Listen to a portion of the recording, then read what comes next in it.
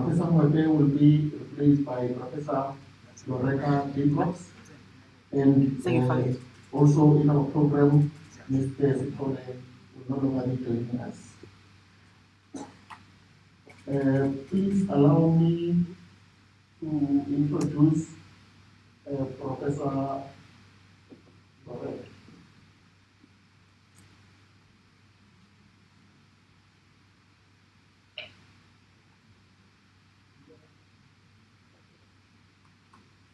Good afternoon. Do you want me to start or Okay, do you want to say something else?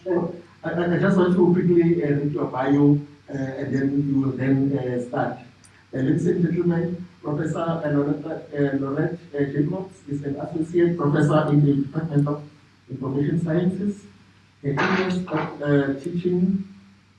areas of teaching within the department relate to research methodology as well as digital records management. Ladies and gentlemen, in the house and those in the virtual space, I give to you Professor Loretta Jacobs. Thank you. Thank you very much, Advocate Marty. I just want to make sure that everybody can see the screen. Yes. Yes, we can see the screen. Thank you very much.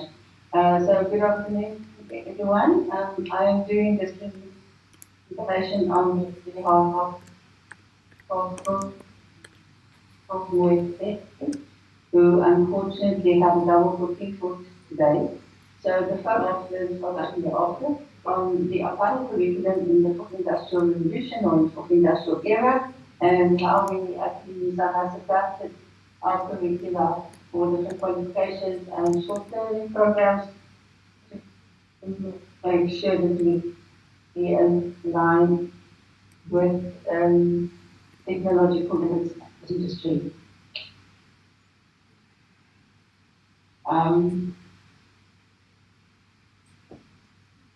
Can you see the next screen? Okay. Yes, you can. All right, thank you. Okay, so what I'm going to do is to just give you a quick background of Office of Management training in South Africa, and thereafter I will explain to you what we call the Programme Qualification mix. So those are the different qualifications in the in the Department of Information Science, and then those specifically related to archival history, because mentioned how we have aligned and incorporated key components of technological development to changes in the Fourth Industrial Revolution. Just starting off, most of you will know that written reports in South Africa probably started more or less about 1652 with the Dutch East Indian Company coming to South Africa to the halfway space here for the ships to move around the South Africa to the east. Thereafter we had the first British occupation from 1795 to 1803, which was replaced by the Tower of the Republic and even the second from 1809. The first state government was appointed in 1876. I identified that it was very important that records within the South African context had to be managed. And Department of India in 1910 started with a active engagement and published the Public Archives Act in 1922. And it was only from that the idea came about to offer form, and in 1950 this state of took up the challenge to develop a curriculum for the National Main Archival Site. diploma was moved to consultant management, which we are very proud of. And also the Master's Information Science, where delegates can, students in the archival records management, as well as the PhD. Now, this is basically to give you an indication of Programme Qualification mix, to show you the national qualification at which each qualification, so about the management are offered at each level. 5. This qualification is very valuable qualification for students or prospective students who have spent 7 years study. So, university qualification of the completion of the archives information, which for that can also give people that were previously not able to use the rest of the degrees to now be able to come into the university environment. Then, as you can see, we've got the BA General, it's on Archives and Records Management. So this is the one I'm going to focus on, which ultimately leads to the Honours in Archives and Records Management.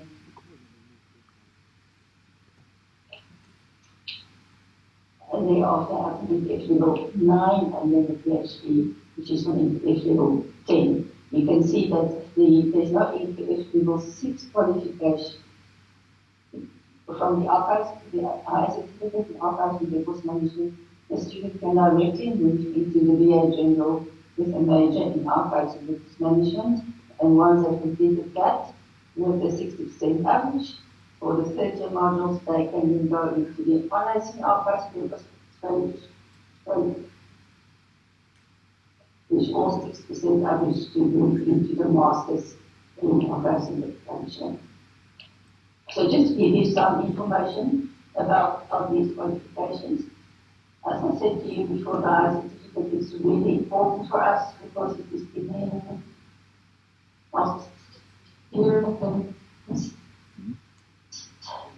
necessary theoretical and practical basic foundation of archival develop and grow into the opportunity to move into a formal qualification. The learner that acquires this qualification will show responsibility and independently and effectively be able to manage themselves in specific culture, archives, and records management, and will ensure that they are able to provide archives and records management service within a specific framework that is as part of that education. There is a basic introduction to archives and records management, how to use archives, preserving records in archives, and then very importantly, in the context of the fourth industrial revolution, which I will explain to you later, the use of electronic records management. In terms of the Bachelor of Arts in Archives and Records Management, the focus here is to make sure that the student is able to work sufficiently and effectively in any archives or records management environment, and modules that relate to this program include managing records, managing archives, audiovisual archiving, the organization of records, appraisal and disposal, legislation, again ICT applications, which are specifically related to the fourth industrial revolution. It's very important. The preservation and management of archives and records, as well as programming and advocacy, which is actually very important now that we've got COVID, to try and engage us using different technology tools because we cannot meet them face to face. In terms of the honours in archives and records management, this is a brand new qualification, and as I said, we are really proud of this qualification. It requires a minimum of 6% to enter the qualification at the level 7, so for the first degree. And it is really one of the qualifications that is putting or setting the trend for going forward in terms of how we are going to stream the digital and the combine. So the modules that we offer in this context relates to information and knowledge governance, bioinformatics and digital forensics, data curatorship and management, and then there's also 2 research modules included, the research methodology to make sure that students can engage in the research and understand research methodology principles and concepts, and then apply those within the research report so that they can learn how to do research for their master's, for their honours, but also preparation for what's going to when they move into the master's studies. So how do we align this with the context of industrial revolution? Now, I thought maybe if we have a quick look at the key components of OIR, then it will be easier for you to see how we've infused them into our curricula. So, we focused on, for example, Internet of Things, local detection technology, is advanced human and machine interfaces, I think blockchain technology for authenticity and for product detection, 3D printing, so that we can create our records in different contexts, smart sensors where we can touch and feel some of these records that we've got instead of just being paper on glass exercise. Big data analytics, multi-level customer input and profile is very important for the programming component, augmented realities, and then cloud computing. So we've done this and infused this in the following way. Related to the higher certificate, the record preservation module includes components related to cloud computing, while the module for an electronic records management includes detail related to blockchain technology and extensively the realization of management practice related to the bachelor degree archives and records management, related to augmented realities, including the audiovisual archives module, while the module on appraisal and disposal includes information related to improved authentication through blockchain technology. The module on ICT focuses on things like 3D printing, big data analysis, human-machine interaction, and cloud computing, while the module on archival programming and advocacy as ICT includes detail on multi-level customer interaction and profiling.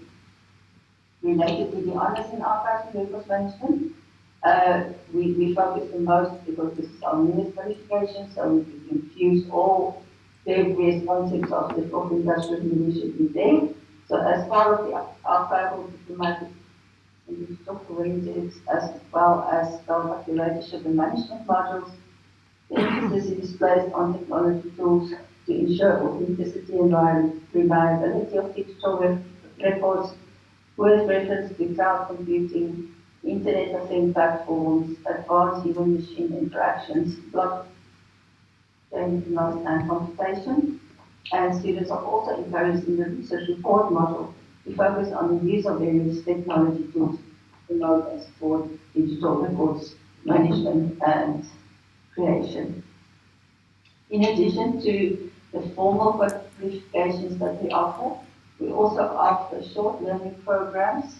The first one, which is basic archival records management, where you can see that there's already information in there related to the fourth industrial revolution on the file plan management and the registry management. Then we also have an intermediate course related to appraisal, record surveys, functional analysis, retention schedules, and EBRMS implementation, which is the technology part, and then the advanced course, which relates to archival, digital preservation, sound and audio visual archives, and oral history. So you can again see that many of these components relate closely to what we embed as part of the fourth industrial revolution.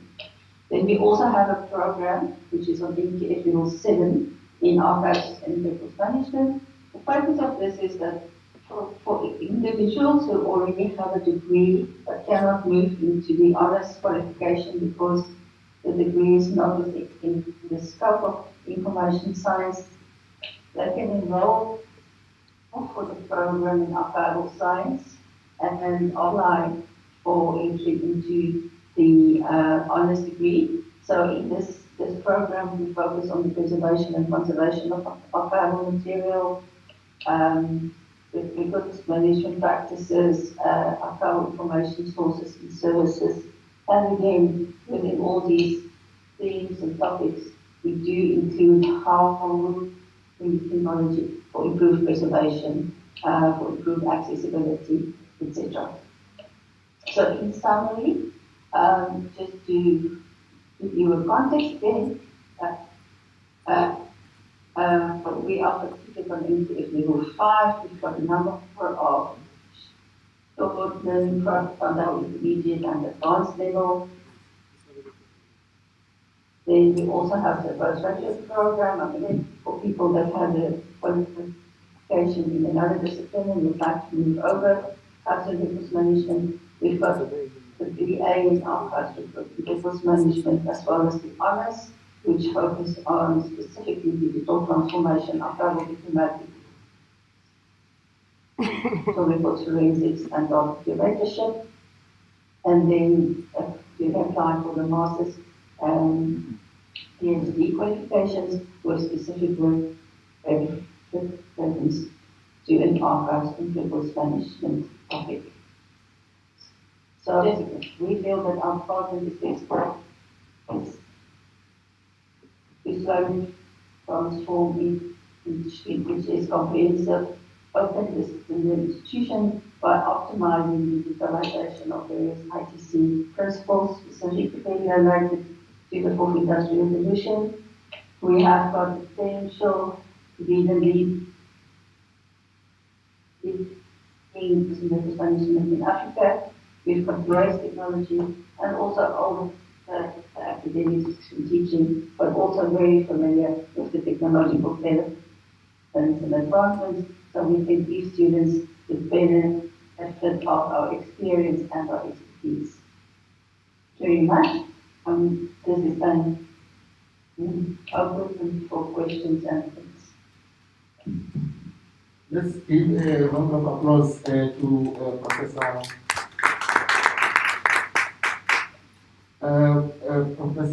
Jacobs. And the paper of PO over to you. If there are any questions. Okay, yes, we are going to go to questions now. Can you hear me now, Prof?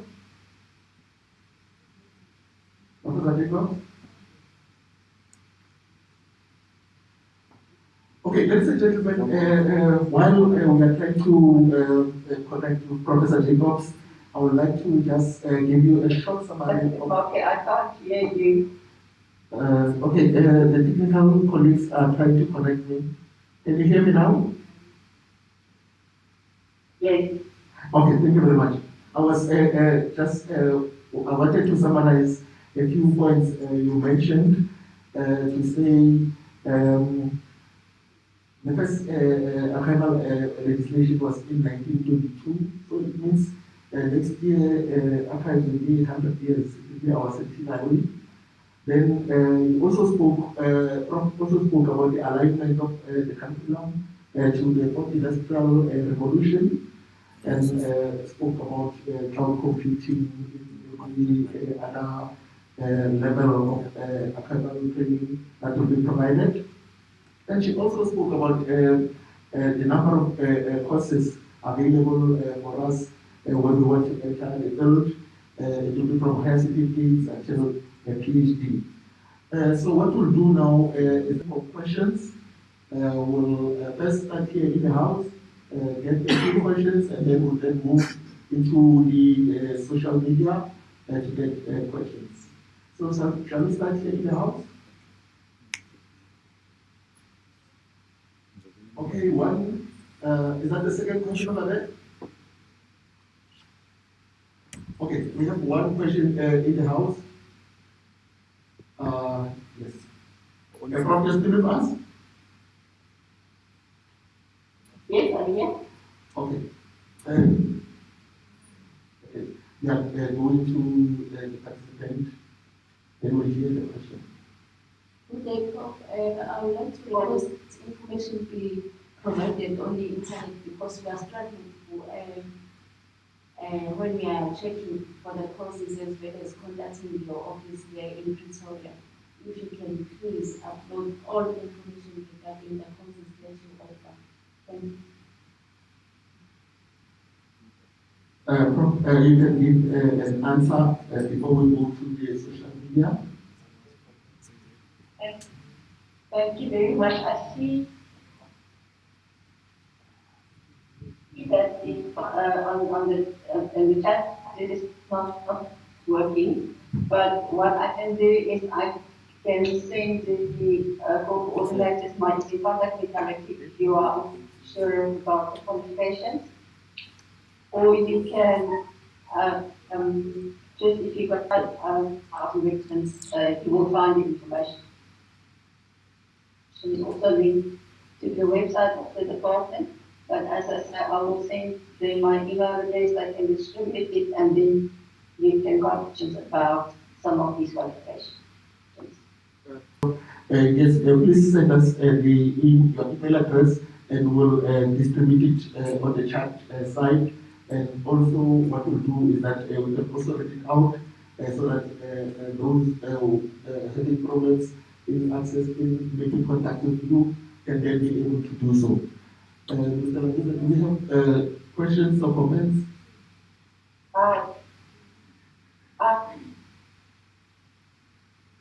I've put it for you in the chat, so it is already there that you can share with other delegates if you want to. Okay, can you read for us, Mr. Laguna? The email address is ejhcol1@unisa.ac.za. Thank you very much. Do we have comments from people in the MS Teams? Anyone with access to Facebook? Any comments on the KZN Facebook page?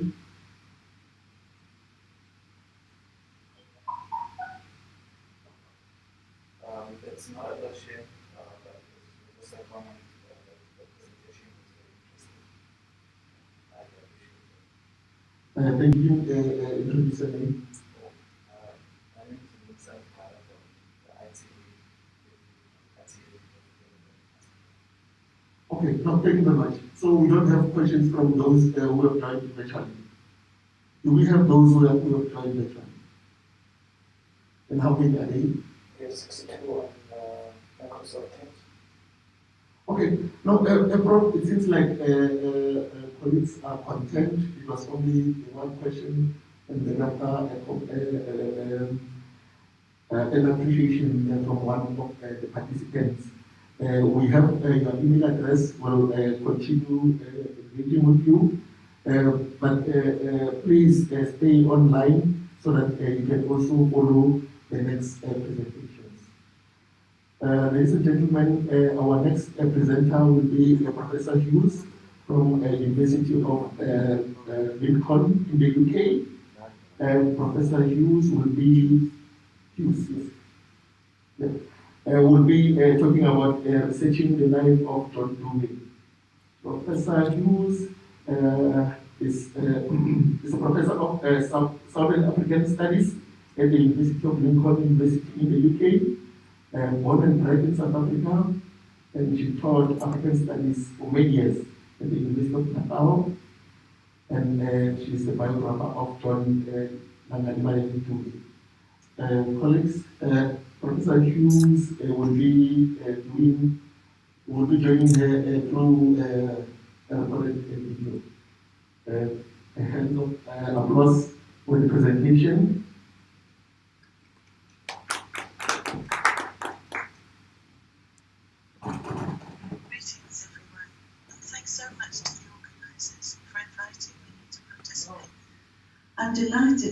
highlight the resources of the KZN Archives and Record Service. But I'd also like to reflect more broadly, I think, on what constitutes an archive and how we look after the precious stuff within archives, and I hope you won't mind me doing that. When I began my research career many years ago, I had a very fixed, definite notion of what an archive was. Or to be more accurate, I had this very strong sense there were two kinds of archives. One kind was represented by the Pietermaritzburg and later Durban provincial repositories of the South African State Archives. These were literally packed full of official documents, from deceased estates to city council minutes to colonial records of every description. I spent many hundreds of happy hours in the reading rooms of Nashua House and Pietermaritzburg Street, and also spent quite a bit on photocopies, which have been repeatedly used, packed, unpacked in various moves. All these years later, I still have them, and I want to show you some of the evidence. Here are some of my photocopies. This is just a small selection. They are quite heavy to move around, but they're worth it. This one, in fact, from the SNA series, note on the folder saying that these were copied in August 2005. So you see, they are looked after, my photocopies.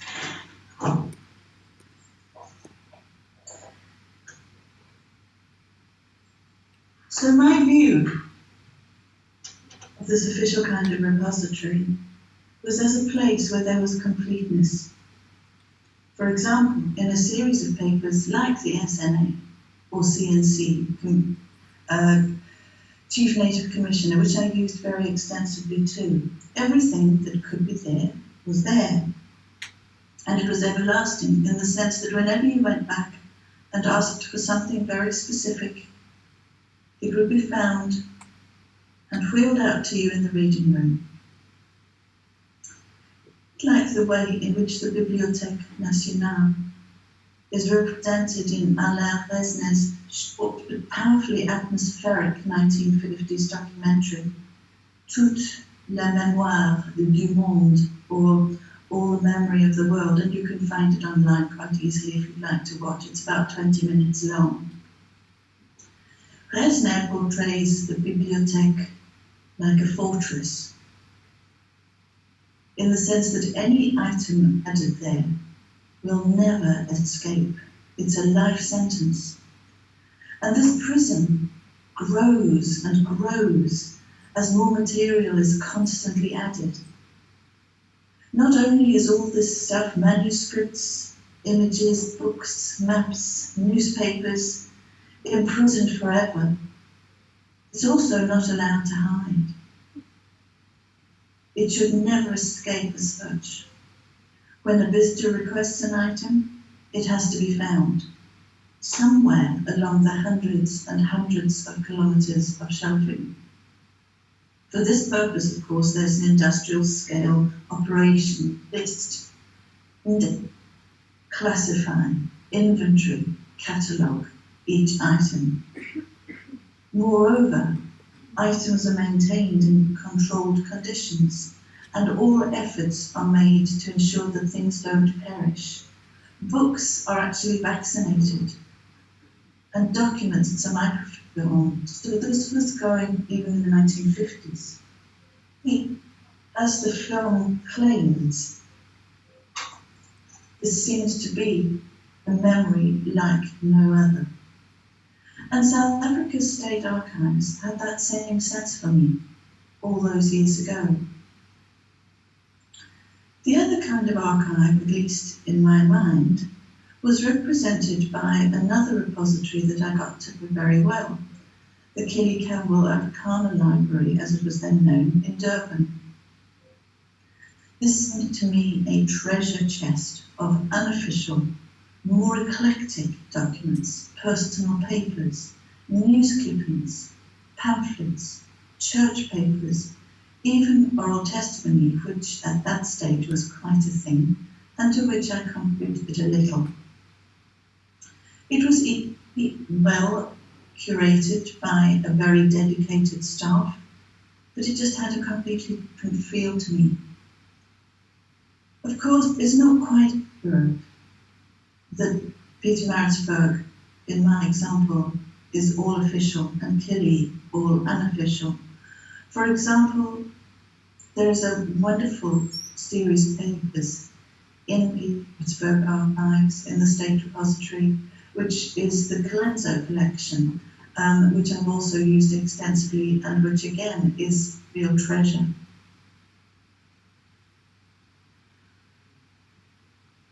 Of course, these weren't the only kinds of archives that were used,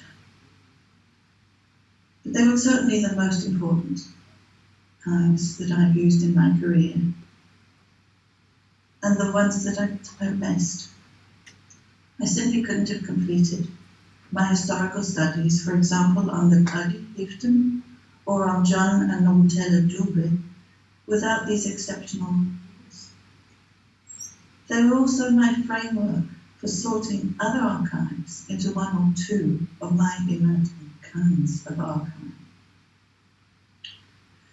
It's only subsequently in my career, however, that my notion of two kinds of archive has broken down somewhat.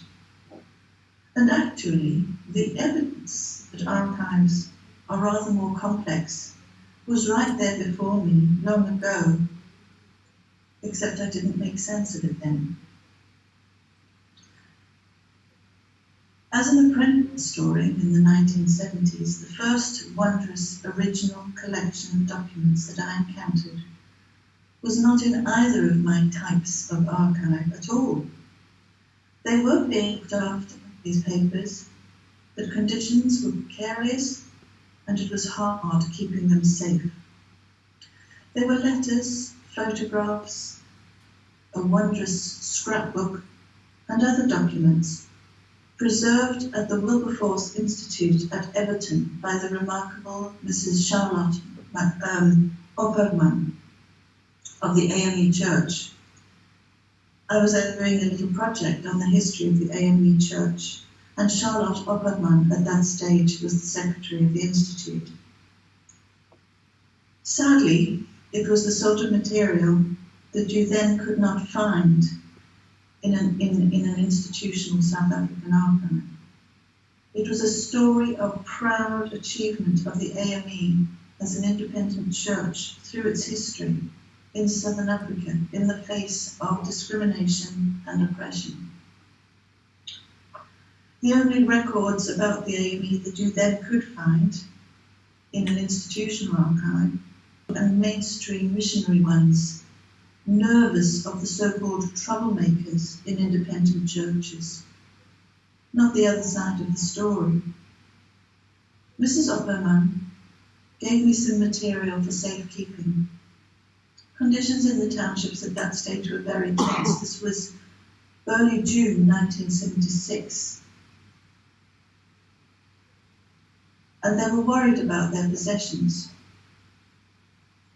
That material that she trusted to me went on many journeys, like my photocopies, and was eventually reunited with her family, so the story had a very happy ending.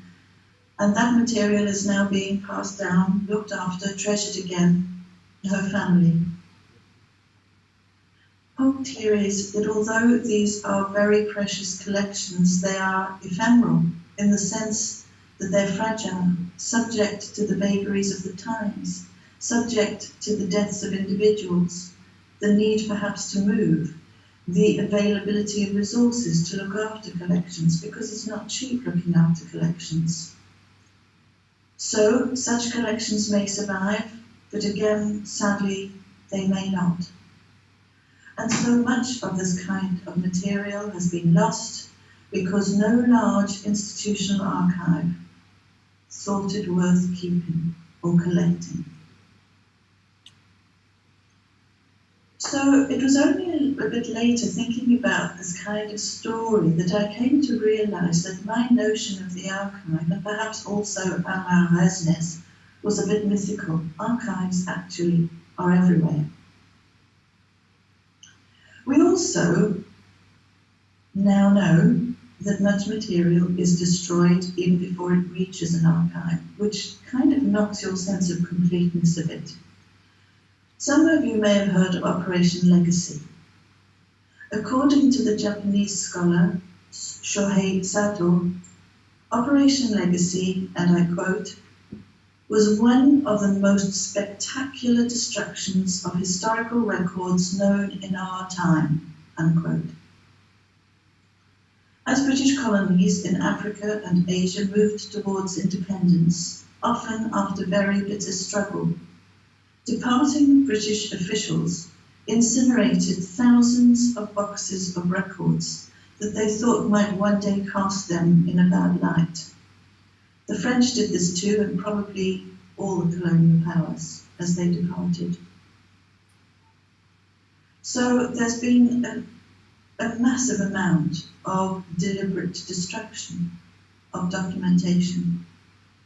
Of course, there's also accidental loss, as we have seen, sadly, at the Jagger Library at UCT. Accidents do happen, and unique items can be lost forever. And these stories, I think, are a constant reminder, and a very useful one, that all archives have gaps. No archive can ever be a complete fortress. Our responsibility as historians is to explain what happened in the past, and for this we need evidence. We're not writers of fantasy. We are therefore immensely thankful for what remains in various archival collections, and we're thankful to the people who curate it. But it's very important, I think, it's hugely important to remember that all archives are a little incomplete. We've also learned, I think, through the span of my own career, to use the material that is in archives in a more critical way, if you like, to read it against the grain. We've come to realise that classification systems are value-laden, and much else about archival organisation too. And again, some records sadly do disappear and perish. So, once again, to make the point, no archive can be the memory of the world, the whole memory. This isn't at all to devalue or undermine what has been preserved, or those who've been the guardians of those collections. In fact, quite the opposite. But this sense that archives are fragile, provisional, has been quite liberating. It's led us to rethink what constitutes an archive.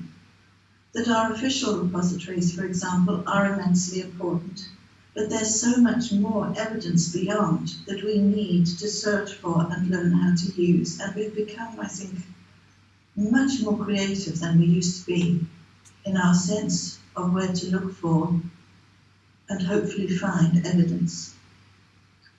This reinterpretation of archives has been happening in many parts of the world for some time. But I think we should all be proud that it's been led by South African historians, many of them graduates of the Peter Maritzburg and Kelly Campbell reading rooms. There's another aspect to this rethinking of the archive that I'd like to raise here.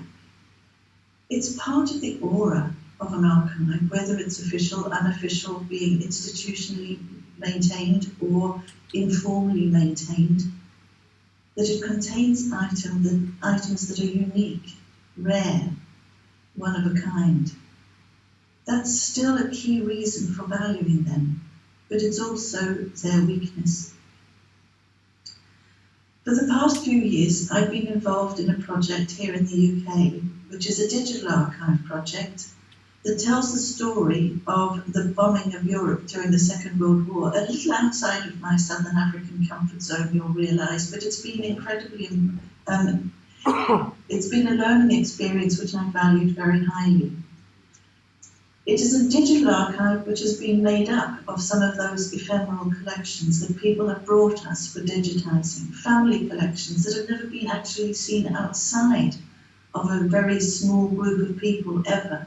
They've been held in or kept safe in people's drawers, lofts, all over, and they bring these stories to us to be digitised and preserved for future generations. We've also undertaken a lot of oral testimony, and very sadly, many of the people whom we've interviewed are now no longer with us. So you really do get a sense of source material being ephemeral.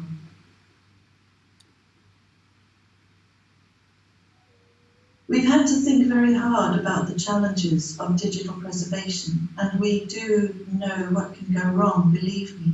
We also know how resource intensive the digital collection is.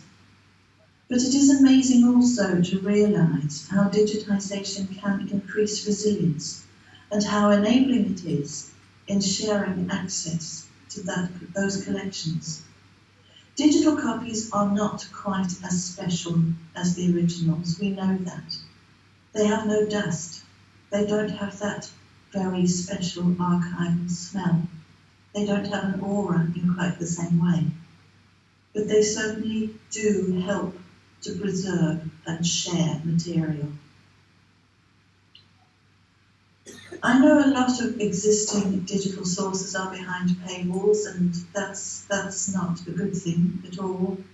But there's also a lot of very excellent material that is freely available, and I think that it's had two very substantial benefits. More people can now use these repositories without having to move halfway around the world.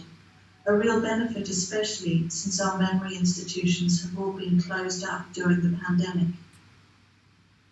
And the other thing which I've been able to watch in our own digital archive is the way in which material can be brought together in ways that simply aren't possible in paper collections.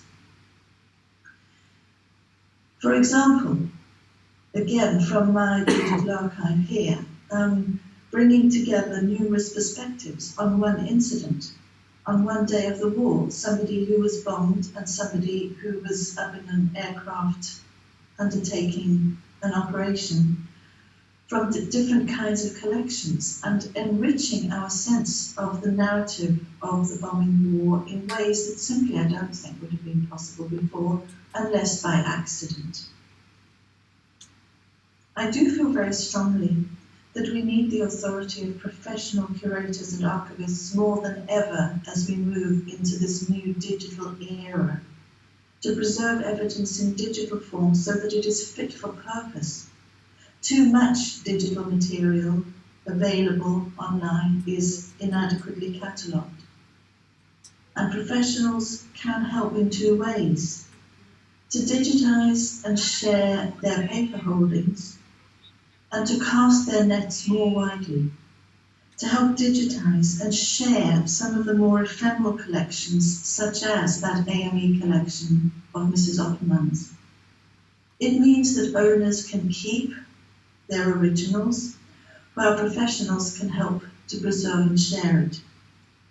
Preservation of this kind is a very exciting joint effort, a sort of mix of crowdsourcing and professional curation.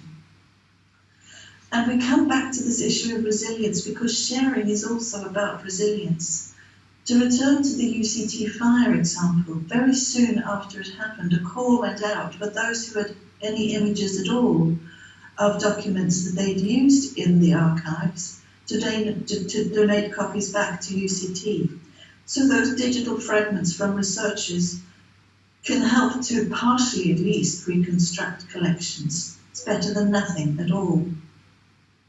So I'd like, finally, in ending, to pay a tribute to archivists and all those who helped to share and preserve records of the past.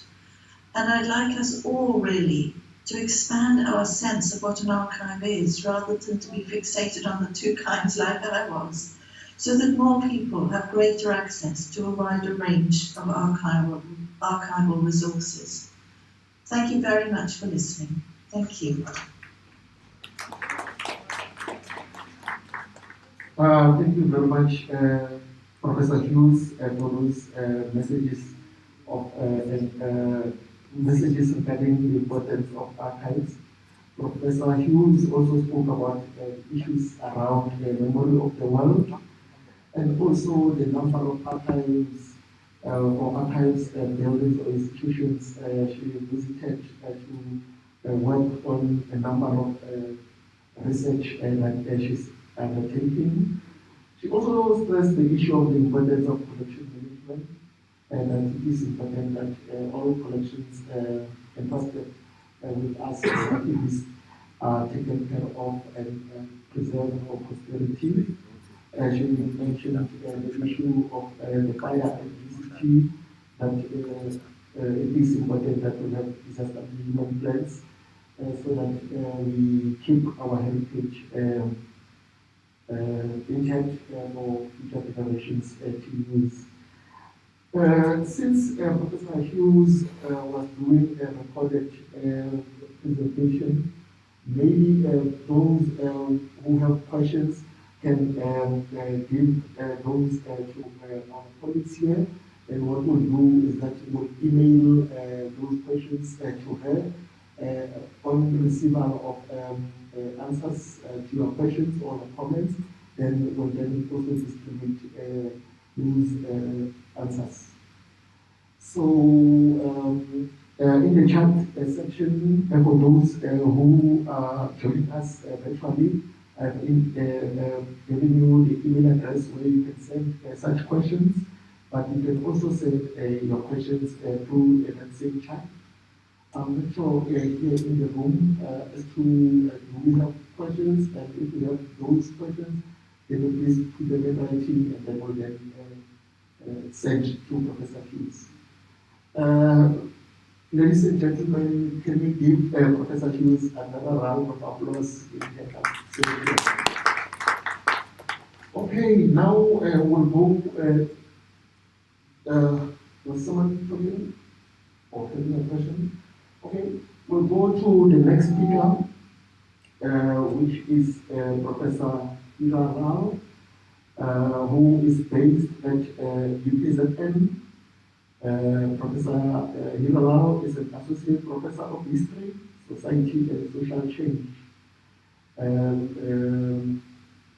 Prof's research interests include Indian diaspora, immigrant women and politics in South Africa, also gender and empowerment.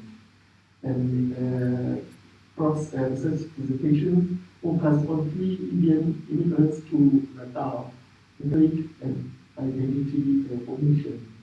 I will ask my colleagues that they show us the video. Thank you very much.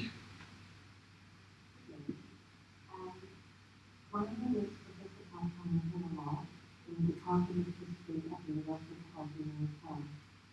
And today's presentation looks at passenger movement and sources, despite limitations, do provide some insights into another form of migration that followed in the wake of endangered Indians. Over the past few years, I have been researching on passenger Indian women.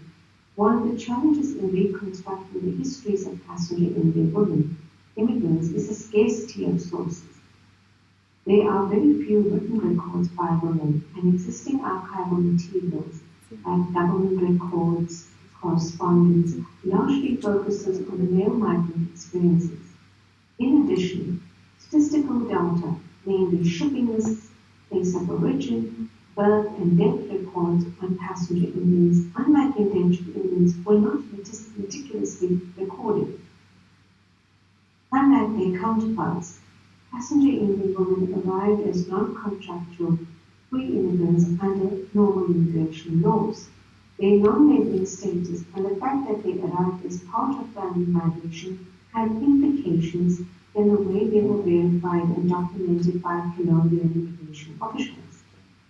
There were no separate shipping lists collected and collated. Once they arrived and entered into Natal and other parts of South Africa were captured by port officials, efforts to locate this information have been unsuccessful.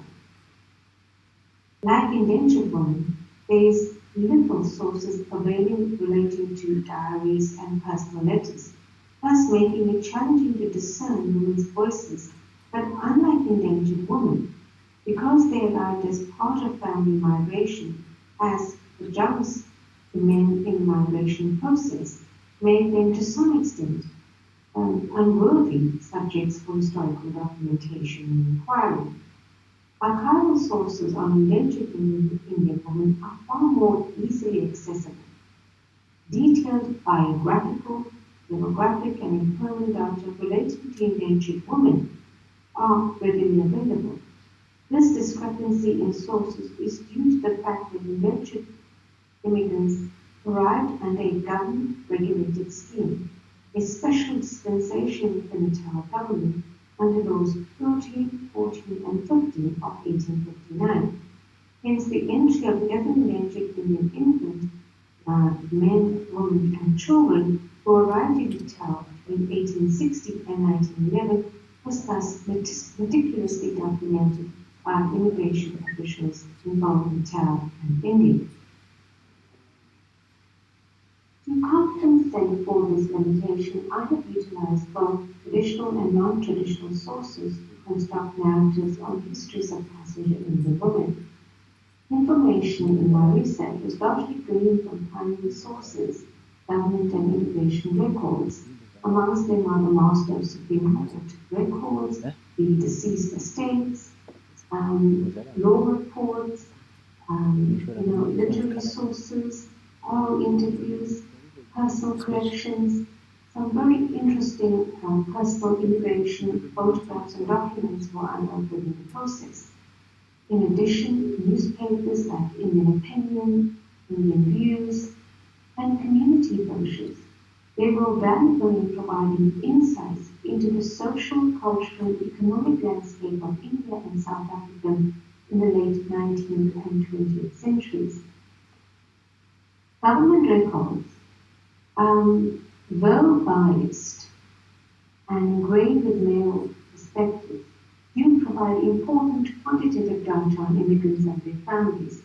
For example, the law reports of the various provinces, the Natal, Cape, and Transvaal, in addition to the Immigration Restriction Department, the IRD files, at the archives in the Durban, Cape, and Pietermaritzburg, provides a wealth of information on the immigration experiences of resident male immigrants in the efforts to bring their wives across to South Africa.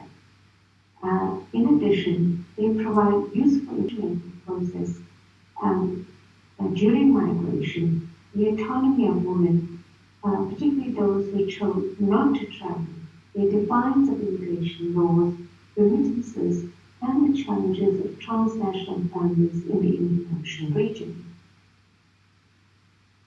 So, who were the passenger Indians? They arrived in the wake of indentured laborers in Natal around the 1880s, and they originated from a region, from Western India, from a region that is presently known today as Gujarat, from the districts of Surat, Baroda, Navsari, and also along the Gujarati Peninsula, particularly from Kutch and Kathiawar. They were referred to as passenger Indians because they paid their own fare and came under normal immigration laws.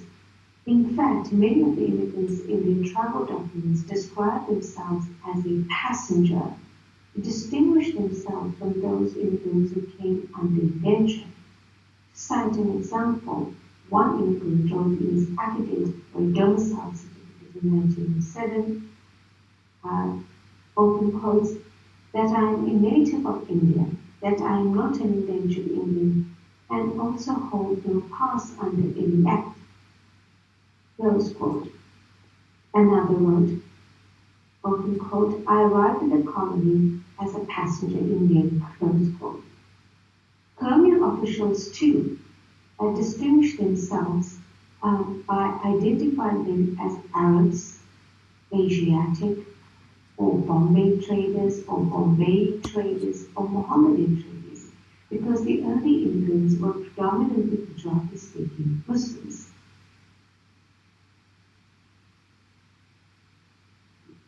However, there is a need to rethink the term or the phrase passenger immigrants, particularly the myths and stereotypes associated with this label. Traditional scholarship have often described them as being the rich Gujarati trader who came from Western India. This is not true. In fact, my own research has shown this in some instances to be incorrect. For example, all interviews conducted over the years, in addition to perusing through the Master of Supreme Court of the States, immigration records, and law reports, has revealed that the vast majority were struggling immigrants. They came from varied backgrounds. They were peasants, cultivators, laborers, tenant farmers. Others were skilled or semi-skilled workers. Migration was a survival strategy aimed to improve the village household in the late 19th and 20th centuries. Western India was hit by famines, floods, unemployment, and poverty. Hence, many sought to seek their fortunes in the colonies, hence many of them came to Natal. On arrival in Natal, many engaged in manual low-paying jobs. For example, they worked as gardeners, a laborer, a fireman, hawker, basket maker, cooks, a butcher, even a railway worker. In terms of their religion, besides Muslims and Hindus, there were also amongst them Sikhs, Parsis, Jains, and Christians. Bombay, while it was the main port of embarkation for many passenger Indians, others also came from Mauritius, Calcutta, and Madras. Hence, there were also Telugu and Tamil-speaking passenger Indians. In addition, there were also those known as twice immigrants, those who entered as passengers to Natal once their indentured contracts had expired. There was an interesting case of a woman named Lakshmi who arrived on board the SS of Shruti in 1906 as a free passenger from Madras to join her husband in Natal, a former indentured laborer. In the next few slides, I provide some insights to passenger Indian women migration to Natal in terms of the documents used to facilitate their arrival to Natal, how these documents assist in constructing narratives around those group of women immigrants. Like indentured women, they were issued with travel passes. Now the pass issued at Porbandar, what you actually see in your screen here, in 1906, actually provides detailed information on the immigrant in terms of their names, their age, their occupation, etc. And the pass was also stamped by the protector of the immigrants in Bombay, which also requested similar information. But clearly, it distinguishes the immigrant from the indentured laborer when it states right at the top of the document, and I quote, "The person below, named below, who wishes to leave Bombay for ports in Africa does not appear to be an emigrant or laborer, as defined in Government Resolution number 4591. In fact, like indentured laborers, all immigrants departing from Bombay were also subject to medicals. Immigrants traveled by steamships, mainly run by British and German shipping companies. The images that you see on the slide are basically a ticket, a third class or deck passenger ticket on board the Natal Direct Line steamer. The Natal Direct Line steamers and the German East African Line steamers were very popular amongst passenger Indians, and the vast majority of them were actually deck passengers because it was the cheapest fare, and the price range around, say, 75 rupees.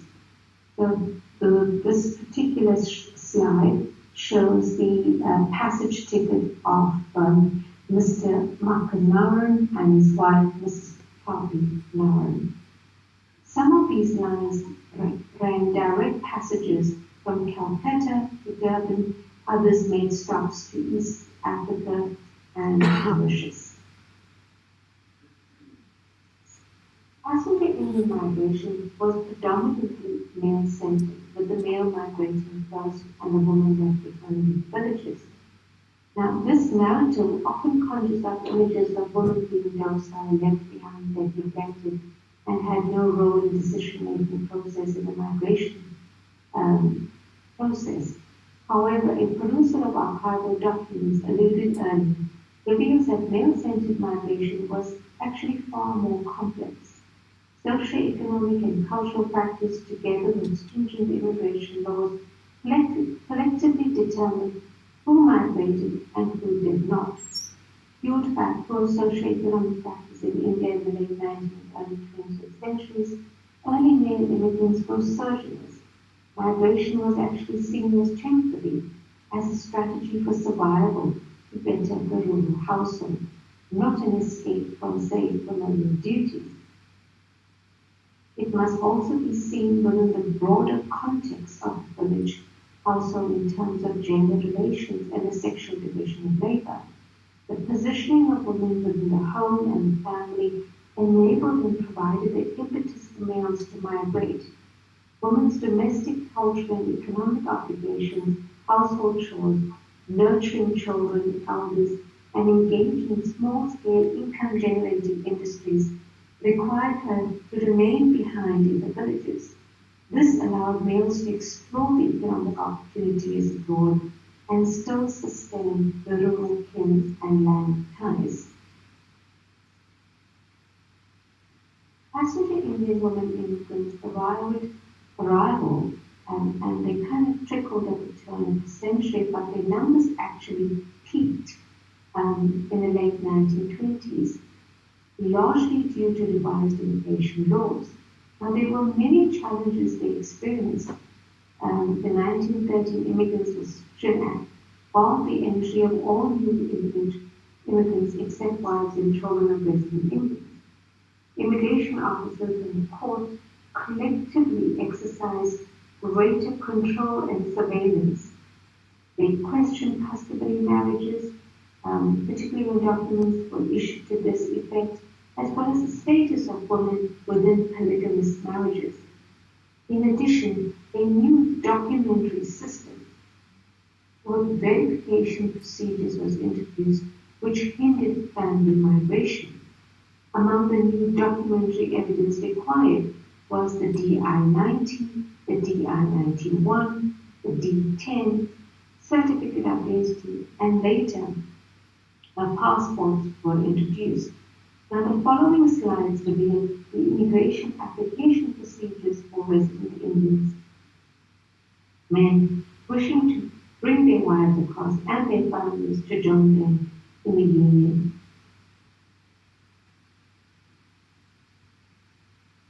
One of the first steps to family migration was the proof of domicile.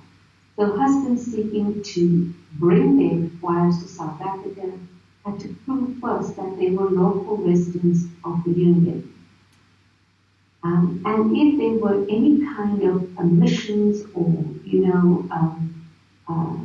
inconsistencies, the process basically ended here. If approved, he then completed the DI-90 form titled the Declaration in Support of an Application for Permission for a Wife or Minor Child to Enter the Union of South Africa.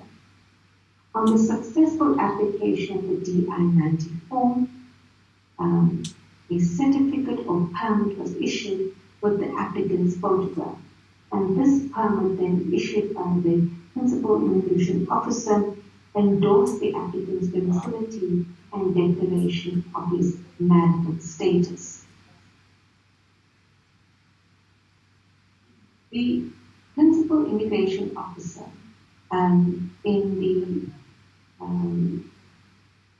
then circulated the DI-91 form, and this was basically the form of known as a form of certificate of relationship, basically to verify the relationship of a person who was intending to immigrate to local officials in India. So here the Chief Magistrate, so in other words, the DI-91 form of relationship was then circulated to local officials in India.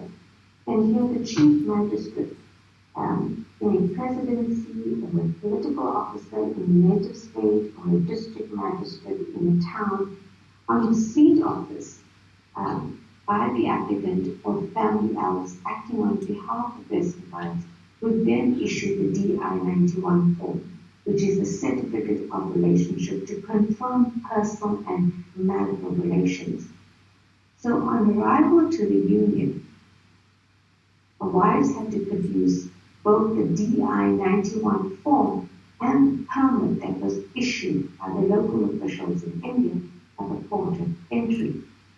The DI-91 form requested very detailed information about the prospective immigrants.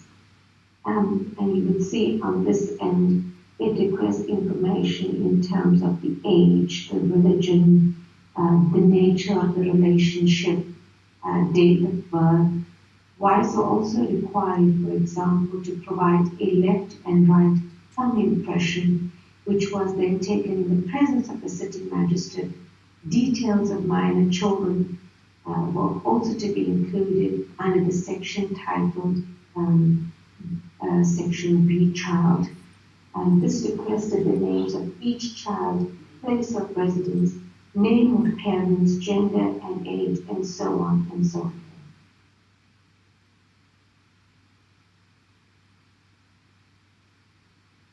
The DI-10 form was the declaration by passenger or other persons. Now, this form had to be completed and signed by every passenger seeking to enter the union, except a wife accompanying her husband and a child under the age of 16, accompanied either the parent or the guardian.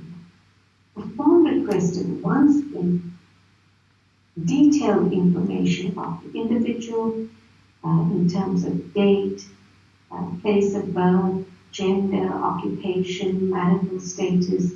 As you can see on the slide, it was very, very detailed. Port of embarkation. It also required physical identification in terms of thumbprints.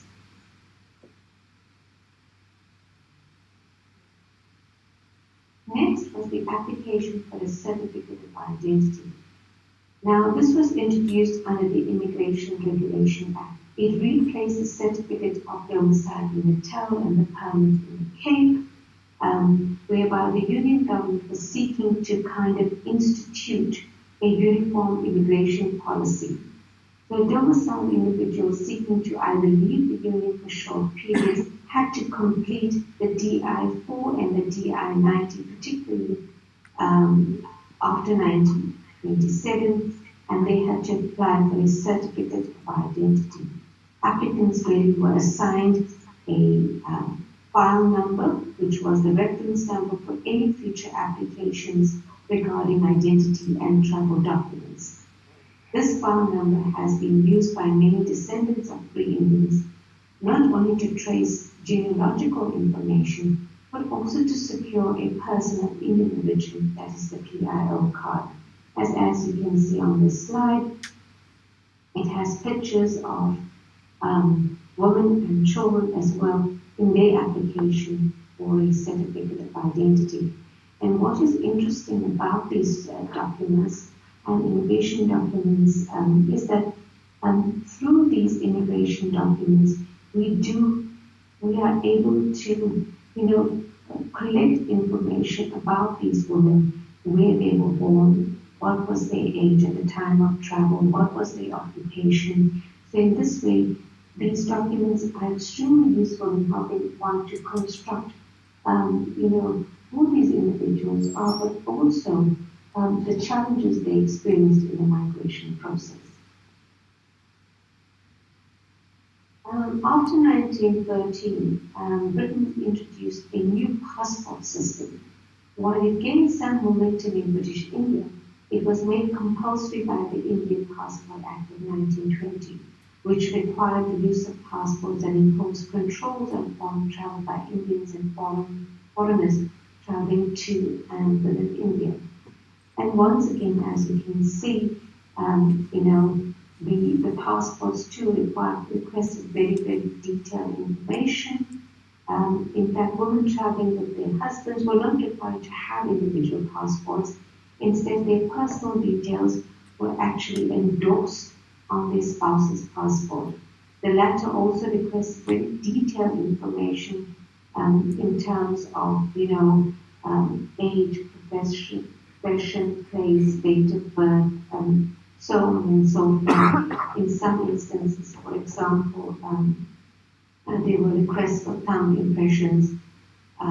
Applicants were also required to sign below where it states the as the photograph of the bearer. So here you can see the British Indian passport,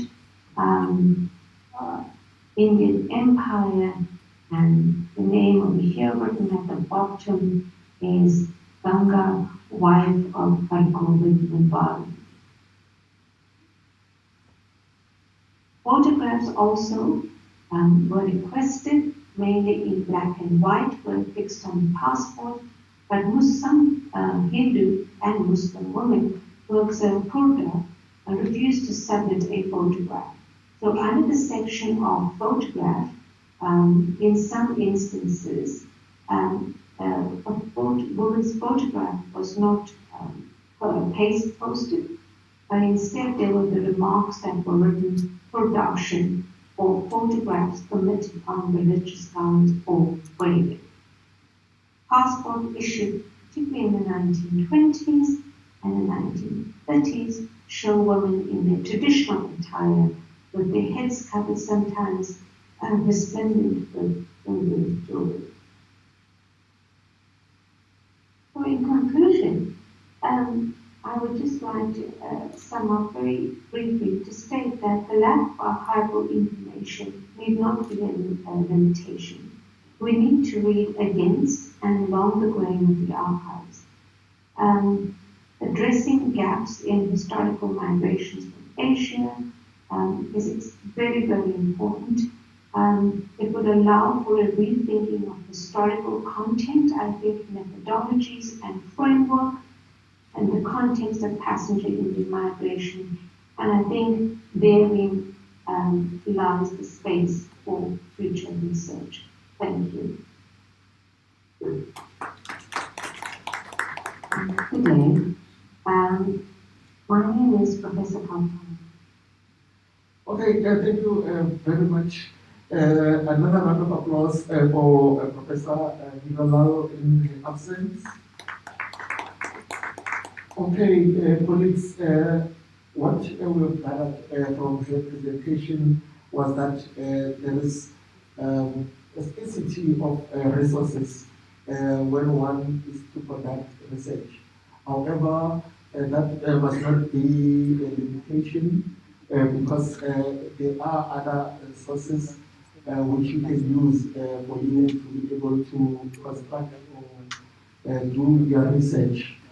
Again, she spoke about endangered Indian laborers, their travel into South Africa, the issues about travel passes and the laws of the time. Those whom we normally call AMA 2000, when she was referring to Union, she was referring to the Republic of South Africa. In the past, South Africa used to be called Union of South Africa after the amalgamation of the four colonies. Then she also spoke about the various documents that were needed when Indians were to travel or to move from India to seek or relocate to South Africa, and those forms are GI, 91, etc. As indicated earlier that Professor Hiralal is not here, you can send us your questions and then we'll make sure that she receives those and then we'll then come back or answer you back. Ladies and gentlemen, now we are going to our last speaker of the day. That will be Professor, can't pronounce this one, is Baby William. Yes. Professor William is a senior lecturer in architecture and built environment, also from the University of Lincoln in the UK, and has qualification in Oriental and African Studies, and Master of Architecture from the University of Natal. Then today she will address us on researching land restitution in KZN. A round of applause for Professor Baby. Thank you.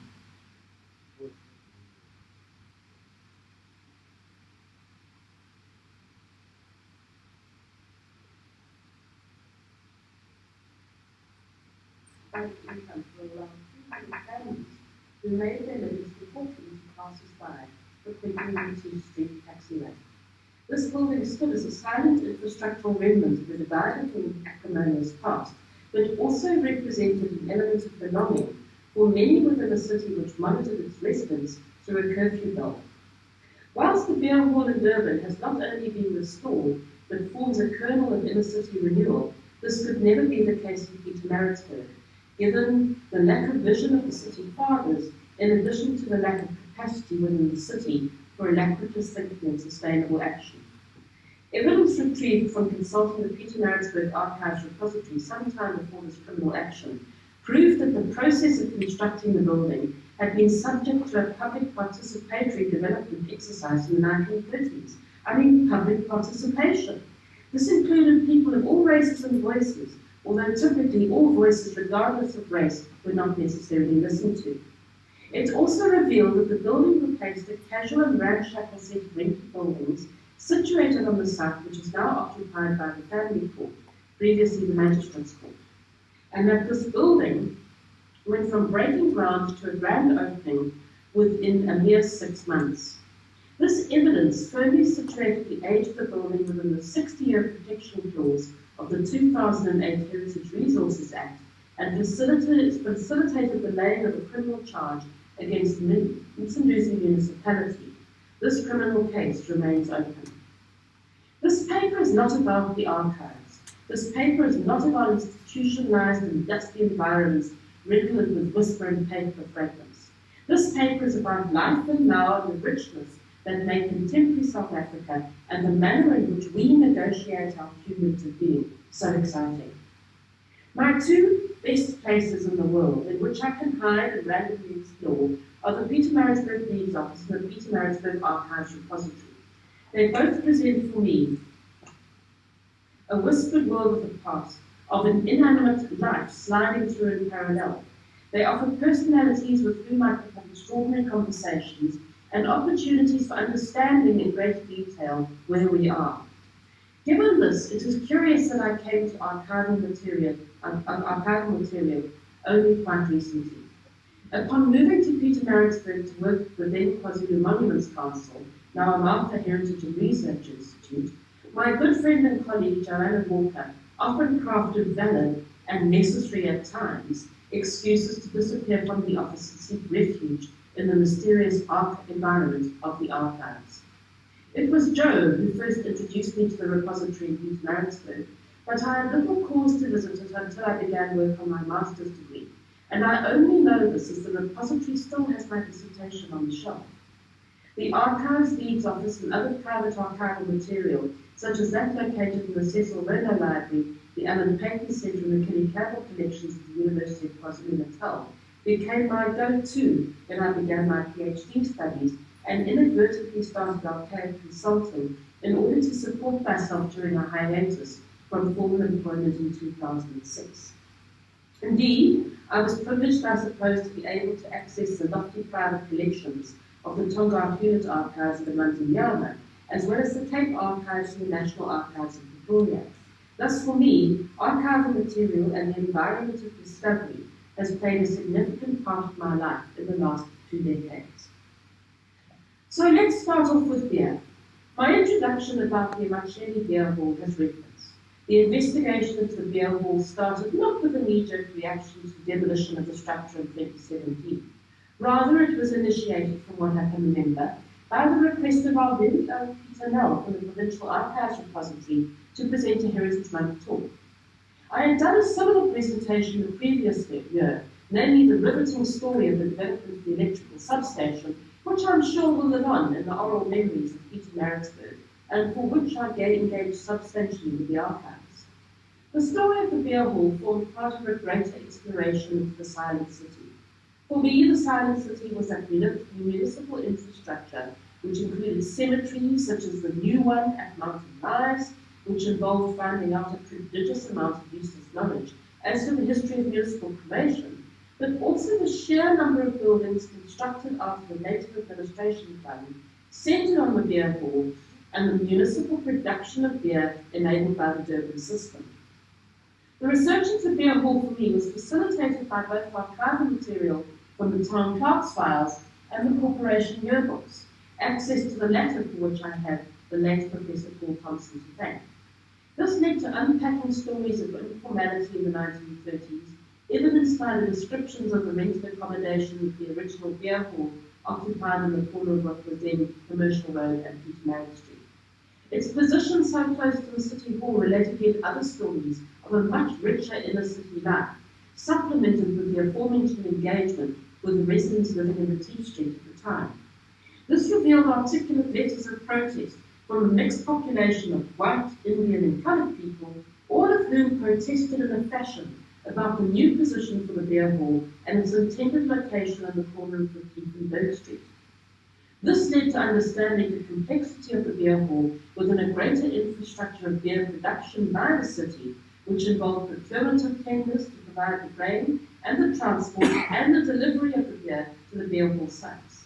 This in itself was a silent history, but for me as an architect, one of the most vital exercises of interest was the spatial mapping of the beer infrastructure across the city and the identification of beer sites, which are long forgotten. Work on the infrastructure extended to other places of interest, given the mixed nature of the files. As an architect, I am impressed by the careful design of the hall at Sabantu, reflecting the massing of the beer hall, but it was a building that was simply built and certainly not thrown together, as one would suspect for some of the Native Affairs Administration type buildings.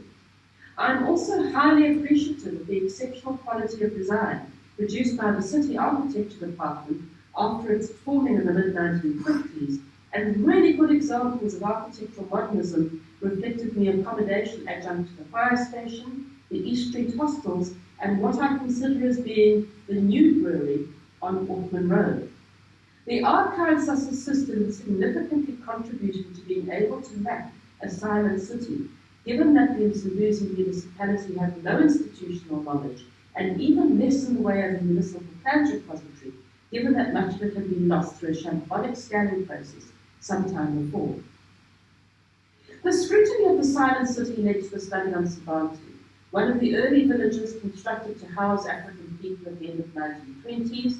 It had its origins in a colonial era need to construct a native village, as well as being able to promote gentrification through housing settlement. More on the legislation underpinning this will come later, but suffice it to say that the systematic expansion of Sabantu, which was only officially named at the end of the 1930s, led to the development of a bounded, discrete village which had its own hierarchy and dynamic and did not involve itself in the interim political violence of the 1990s compared with counterparts in Edinburgh and Mbali. My lens considering Sabantu as a product of early modernism in South Africa with emphasis on light, air and openness contradicts some of the historic standards engaging with sanitation syndrome produced in the 1980s. Further, the plans of these early houses bear striking similarity to their counterparts described in the Tudor-Walters report into the provision of council housing in post-war England in 1918. This lens considers the development of Sabantu in a patriarchal light, rather than a spirit of high separation characteristic of the township developments in post-World War II nationalist South Africa. Moving on to bomb shelters and depots and asylums and mill races and myriad other forms of buildings both quotidian and unusual, and archaic and contemporary. The archives in the Leeds office provided the material for being able to construct nearly 100 heritage impact assessments, bringing to light stories of the past and the contributions of institutions and people. I still get requests from people to send me them reports in this regard. The Alfred County Narrow Gauge Railway, remnants of the Brickwa House of Dump and Parkstone, and private homesteads across the province. The bomb shelters at Kainok Industries in the Manzamtoti were particularly compelling. World War II remnants of potential destruction by enemy submarines during the blackout periods, in 1942 I think it was. Archival material revealed the participation of Kainok, largely fertilizer producers together with explosives being made in the Transvaal. Much of the incendiary requirement for the war effort came from South Africa, including gun cotton. Whispers of unfamiliar practice, but also unfamiliar anxiety of war and potential obliteration, driven through the research. More familiar but not overt forms in the architectural landscape also offered themselves to scrutiny. The construction of labour villages on sugar estates particularly are, for me, of interest. These reflected a social engineering which trickled through from the 1918 Health Act in England, driving the 1919 Health Act in the Union of South Africa at the same time. Pertinently, this legislation promoted municipally-driven social housing, which permitted for social improvement, but was also the precursor to health-driven legislations, allowing for increase in light and air in the 1920s. Sabantu was mentioned in the last section. And just as an aside, can we consider in retrospect how much of this health-driven legislation in 1918 and 1919 may have also been driven significantly by the Spanish flu, which is alarmingly silent in documents that I've consulted.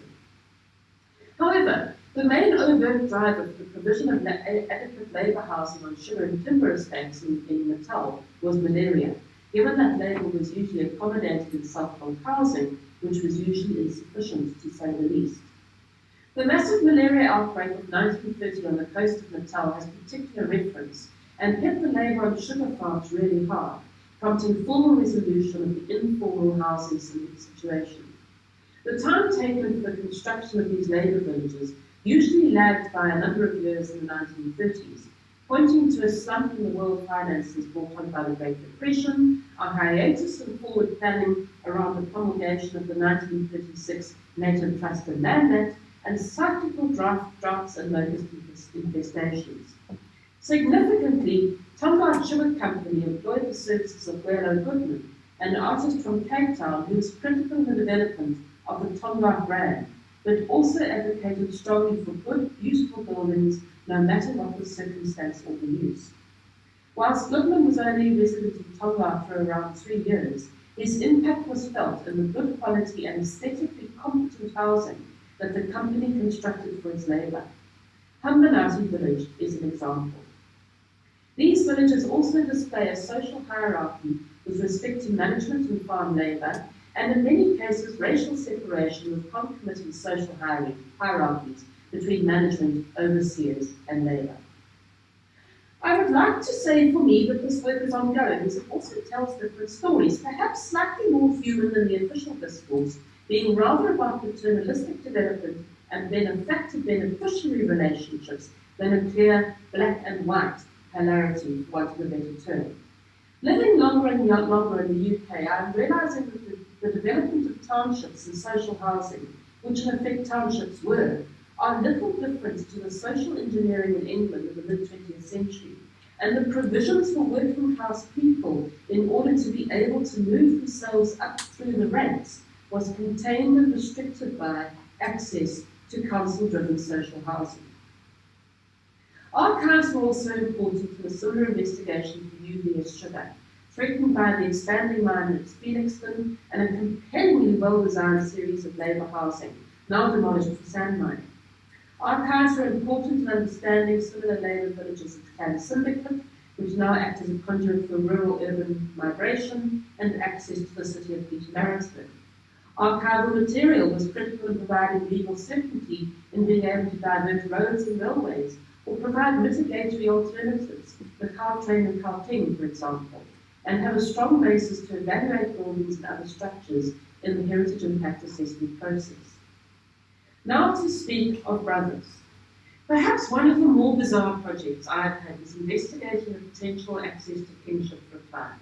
The truly South African surreal experience of an older white woman carrying out the research for resolving a quintessentially African problem was curious to say the least and challenged many ethical parameters which simply did not fit into a standard research ethics form. Trying to pin down a lineage dating temporally back to the mid-19th century and spatially across a non-existent landscape was tricky. Further, the information is not necessarily captured in official records, because the official records made, well, their own official records depending on the priorities and allegiances at that particular point in time. This meant that other cultural practices had to come into play in order to support or deprive the contestation. The archives were important in this case, not because of the information that they had, but oddly because of the information that they didn't have, meant that more dexterous approaches had to be taken. I also realized that I was party to the potential for resolution of a succession battle across time and space, which brought the succession battles of the past into my lived life experience. Generally speaking, the archives are redolent with complex stories of succession battles, from the famed defeat of Mbuyazi by Tetwaya Kampande to the challenge between Magali Balele and his brother Dlomo. Most compelling, perhaps, was the intrigue of the successor to Lugaji, a choice between a son of a wife through Ngena relations or a natural son from a mother who, the archives note, was mentally unwell, tried to burn down Lugaji's home a number of times, and produced a son who was a thief and a drunkard. Succession battles and marriage formed the impetus behind the legislative frameworks in the Natal Code of Native Law. I have a copy of the front page of the 1876 version here, but I've had sight of a red-line copy of a much earlier version, which I've found somewhere in the archives, and I kick myself every time I think about it. While succession debates were relegated to deep consideration among traditional authorities, the guidelines in this particular code were rarely adhered to, and I suppose for reasonably good reason. Succession battles and the social fragmentation of clan groups, in my experience, are often triggers for the allegations of land dispossession, dispersal, and land acquisition. They filter through the claims forms and the case reports, revealing a slow-spreading fragmentation of clans and clan allegiances, which in itself is fascinating and demonstrative of social expansion. In this regard, the archives have played a significant role in my work investigating land claims. Whilst I am very aware of the problematic disjunct between the Land Restitution Act and traditional law, the courts work between the positivist Western-based legislation and the interpretive traditional legislation to try and achieve equitable and human solutions. In order to remain as unbiased as possible, I deliberately work on projects for the State's Attorney's Office, who often front up the claimants, as well as private individuals and corporations, and all the time work within the framework of the Act, providing material evidence. Evidence is found in the archives and other public repositories, and evidence forms a basis, but not the final basis, for judgments issued by the courts. I have worked on projects in which the evidence proves that people removed as a result of racially based legislation, which is easy, projects in which it is inferred that people were removed as a result of racially biased legislation, which is not so easy, and projects in which there is no evidence of such, which often is evidence in itself. The last two instances are those in which the court intervenes balancing the archival evidence, i.e. the written down or counted but measured, and oral evidence which since the seminal Salem case has been part of restitution law. The land claims work has been a rich source of knowledge for me. It has allowed for me to work with spin-off information, which I have presented at conferences and written up in papers, to extend historical knowledge. It has prompted me to think closely about land, connections to land, impacts of land with respect to the law, using my spatial understanding as an architect and my cultural understanding as an anthropologist. The land claims work introduced a new association for me, intersecting with practical repair work I carried out in Edendale 15 years ago, and that was of a patent relationship between James Allison and Nandini Balele. And I continue to work on those connections in order to understand the murky grey world of the relationships of the past. Land claims work enriches my understanding of the historical built environment and infrastructure development, and water as a vector for access to farmland was an issue across history.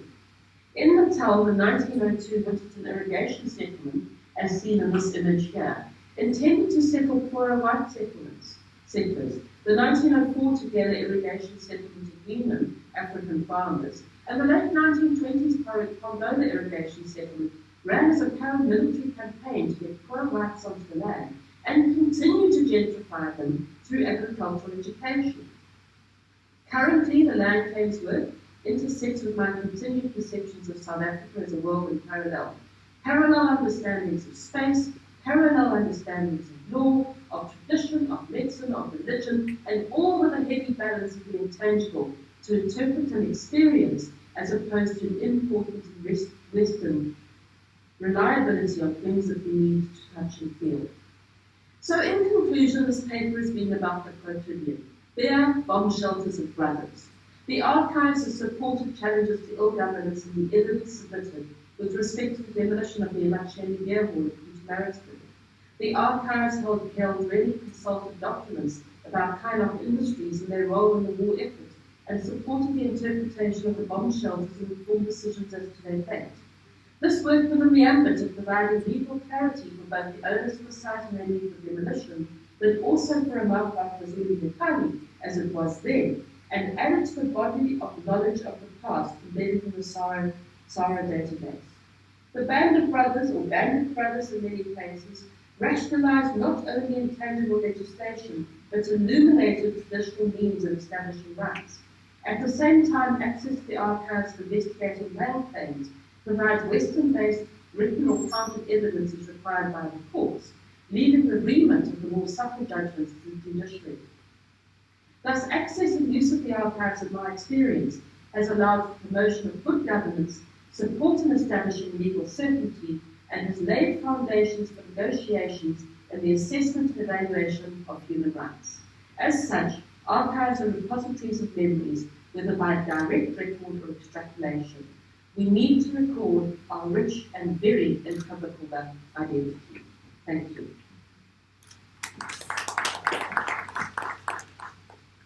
Thank you very much, ladies and gentlemen, those online and those here physically. As promised earlier, my colleagues are working on loading the email addresses of the three speakers that addressed us today, so that you can be able to send them questions directly or via us, etc., etc. We are about to end the session, and just to check whether do we have any question to Professor Jacobs? Probably as you were listening to other presentations, it happened that you thought of any other question. I think Professor Jacobs is still online also. But something else is that she did indicate to us what is her email address, and then it was read to all of you. So if you don't have any question now, you can still send questions to her directly. We are now coming to the closure of today's session, I would like to take this opportunity to thank all of you here in attendance and those who have joined us virtually. This was the second day of the International Archives Day. Maybe yesterday what we should have explained was that International Archives Day is celebrated on the 9th of June annually, whereby archives in the whole world are celebrating and are taking the messages of archiving to the whole community. As I'm closing, I would like to thank you already. I would like to invite you to join us tomorrow at 9 o'clock again. The link is the same as the one that you've been using. We're looking forward to being with you tomorrow. And it's going to be a very exciting day again. Thank you very much. Enjoy the day. Goodbye.